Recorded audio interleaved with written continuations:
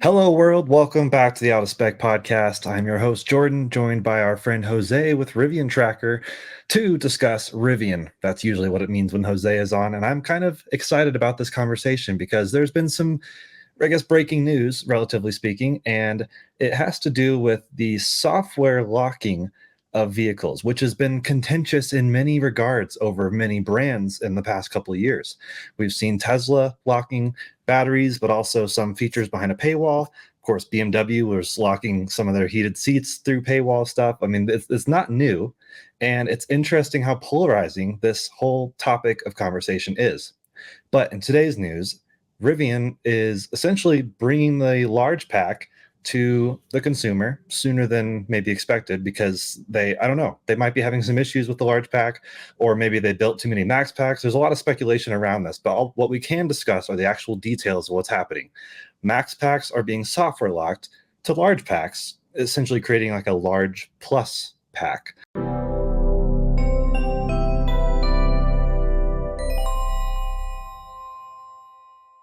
This episode is made possible by the support we get from Fort Collins Kia. If you are in the market for any electric Kia, not only do they never add market adjustments, they will deliver your car to you anywhere in the 48 contiguous states for out-of-spec viewers. More information in the link in the show notes. I don't know, Jose, what do you think about this, and what facts do you have around this whole topic? Yeah, for sure. So yeah, I mean, I think a majority of new owners have been waiting for the Generation 2 R1S with a large battery pack. I think that's always kind of been the sweet spot. And so Rivian has, kind of taken a little bit of a while to deliver on that.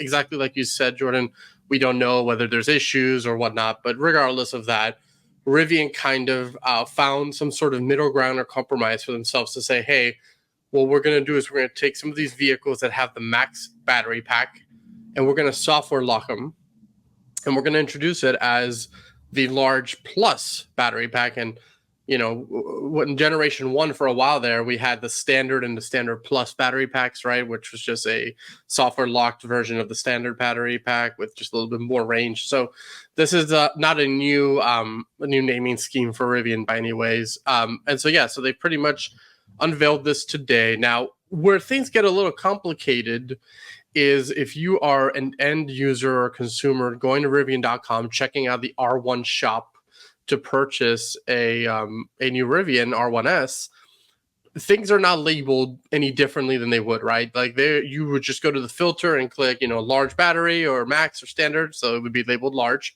and everything looks normal, right? It looks just like a normal dual motor R1S with a large battery pack.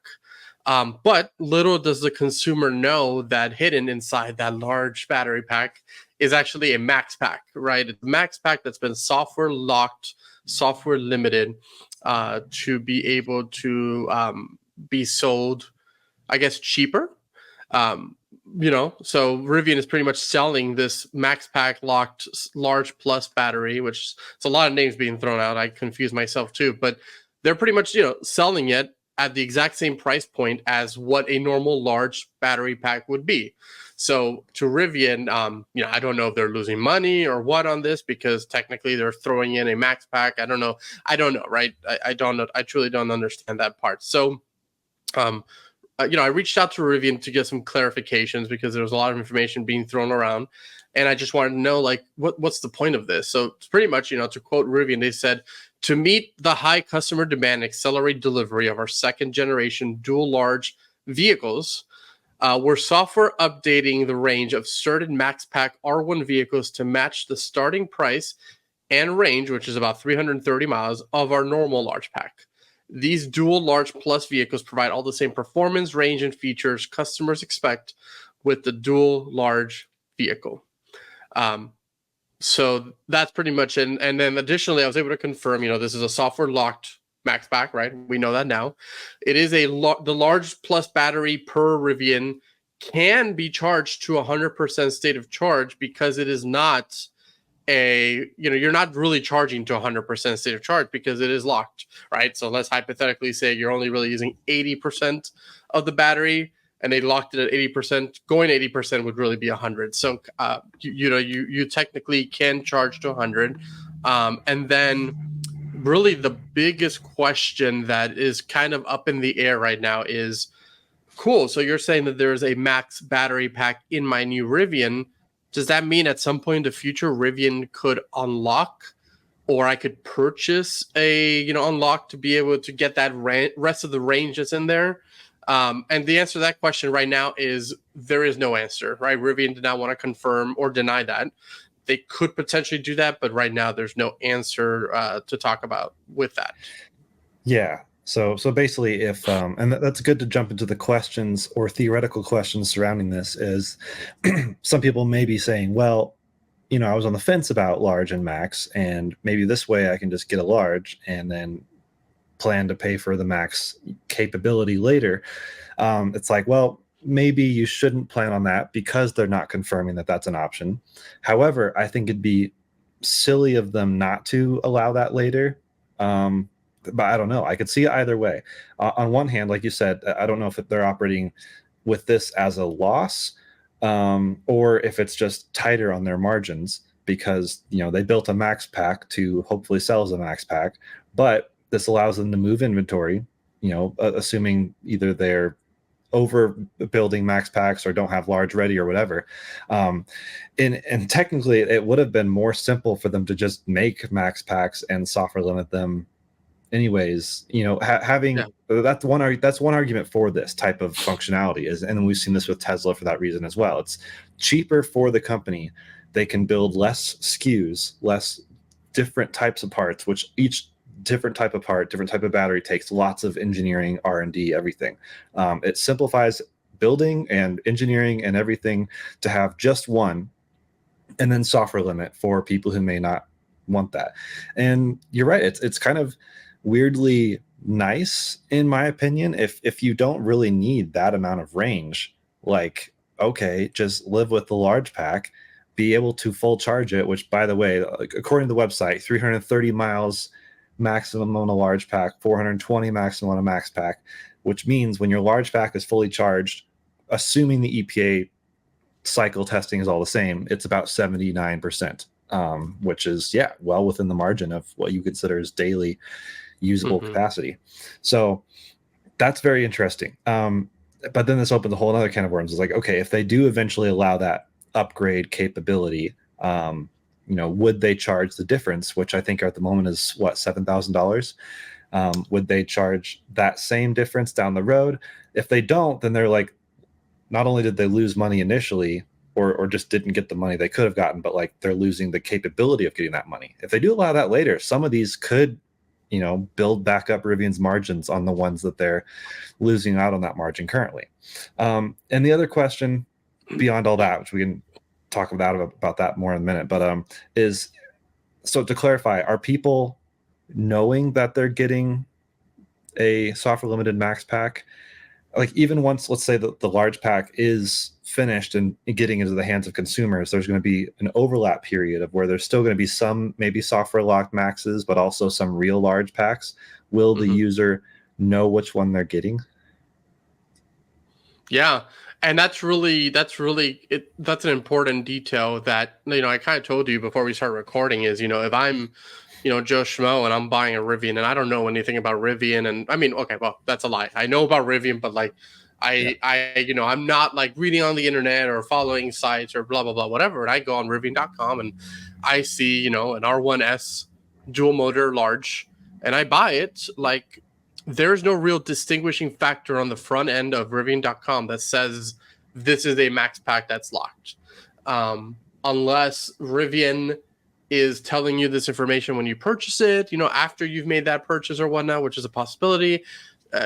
At this point, it's so new that, this just happened today, that we don't know what that looks like yet.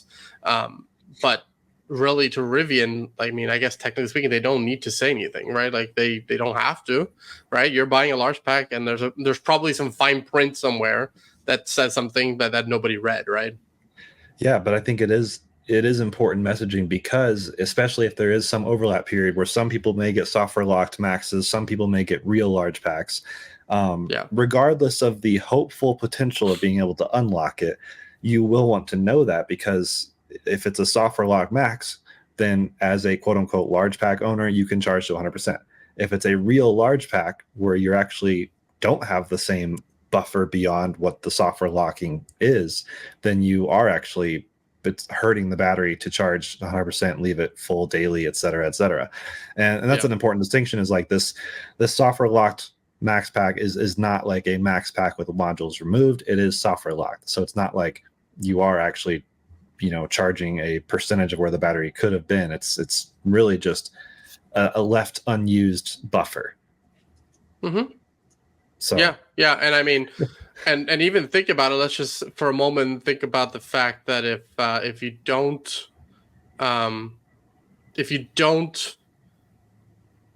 unlock like that rest of that battery, I mean, what Rivian could also do is kind of help with battery degradation and unlock bits and pieces of that battery. Kind of similar to what they could have done with like the standard and standard plus, right? To help, hey, if you have the truck, if you keep your Rivian for a long time, you don't really, lose out on range. Yeah. And your battery stays kind of new. So that is also another option. Of course, technically speaking, from a marketing standpoint, that doesn't sell vehicles. What sells vehicles is, hey, buy this now, and later in the future, you can unlock your battery for, $7,000, $5,000, right? And you can get additional range, which I know people who own Tesla Model Ys where they bought, the standard range, whatever, so-and-so, and then now they have the option to unlock additional range. And that's really cool, right? They're excited about being able to do that. Yeah, it is interesting. And I'm curious, as you're listening to this in the comments, to our viewers, to our listeners, curious what you think of this whole rationale and just this premise in general, what you think of software locking vehicles. Because a lot of people's argument is, well, I bought the vehicle and it has the functionality or the hardware even, I should be allowed to use it all. But then again, I think that's one argument a lot of consumers make, but a lot of people also make the counter argument of like, well, you're buying a computer that can do everything.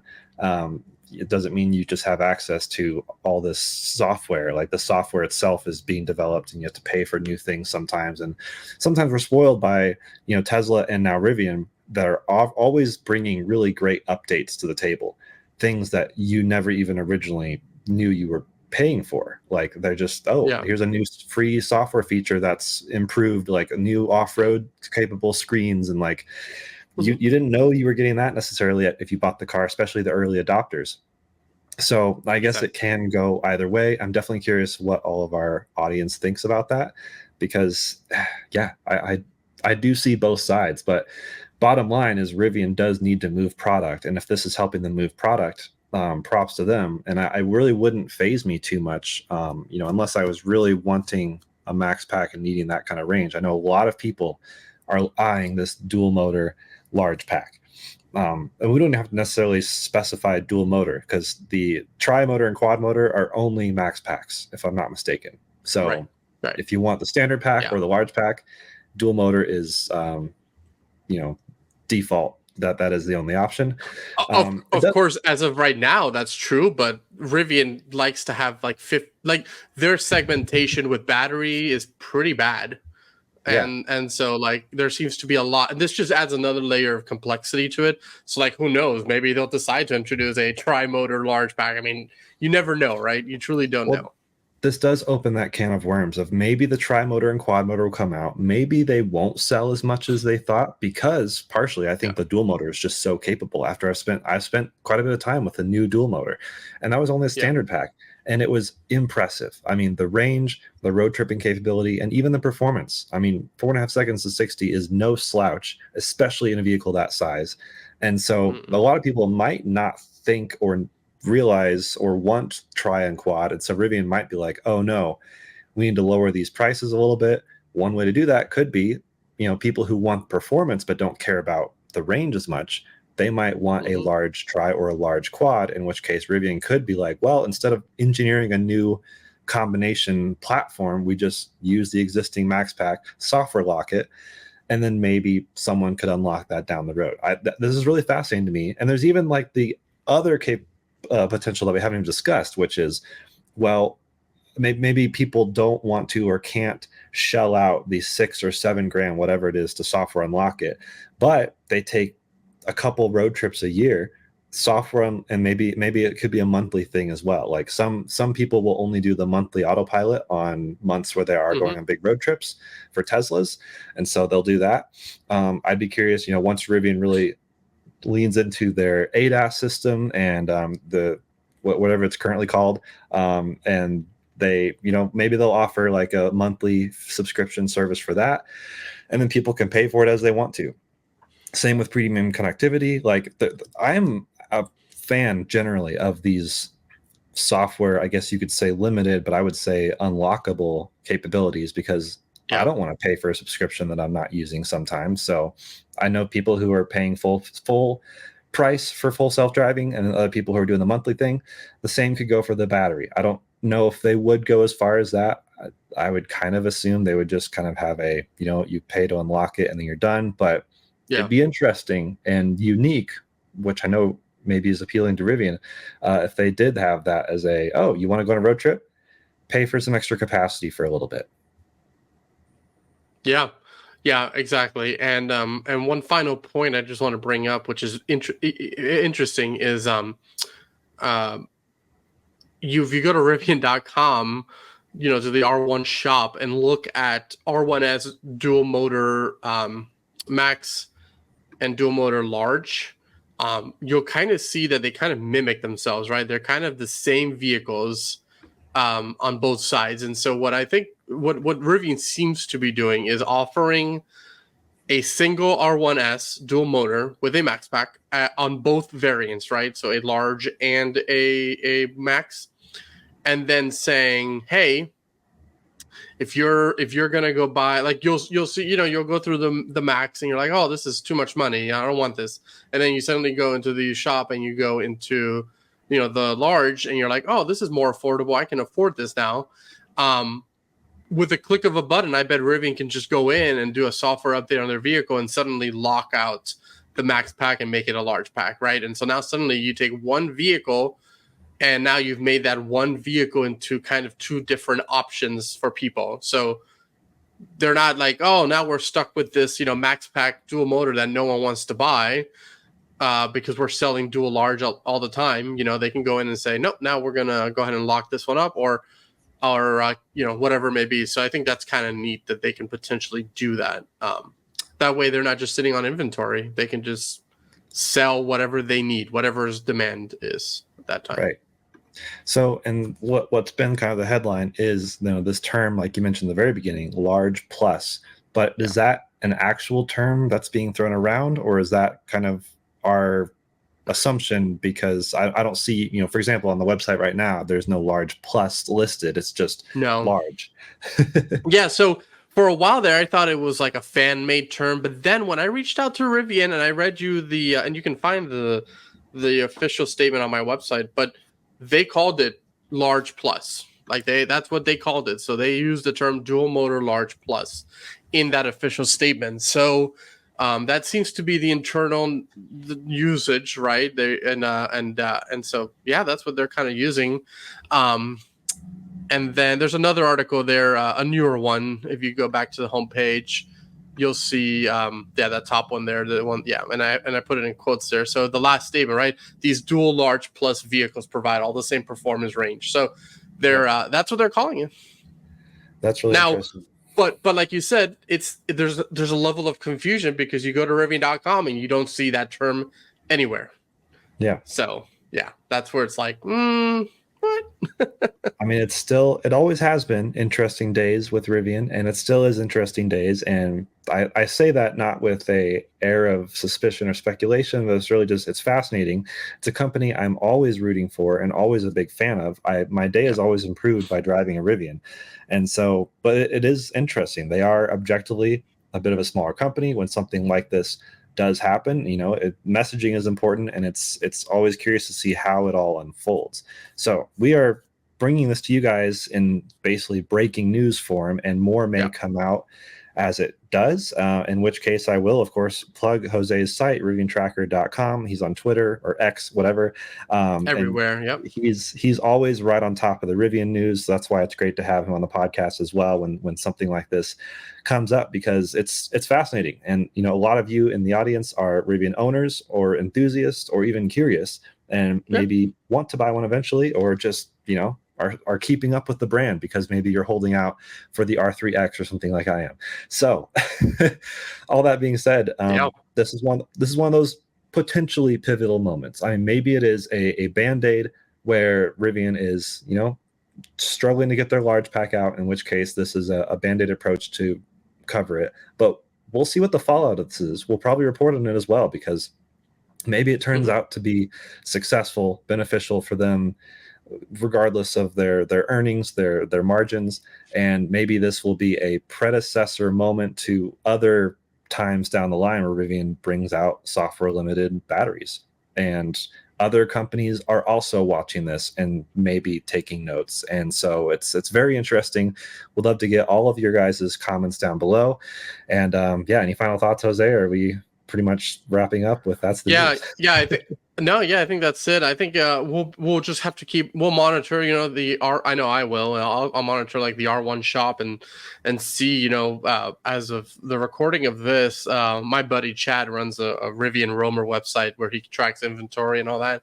And there was like over 240 plus R1S large vehicles on there now. So we'll have to just see in the next couple of days to see if that inventory dwindles down, and that, because that could be good. And I mean, when does the quarter end? Is it, regardless, like, we're Rivian wants to be, positive, gross positive Q4.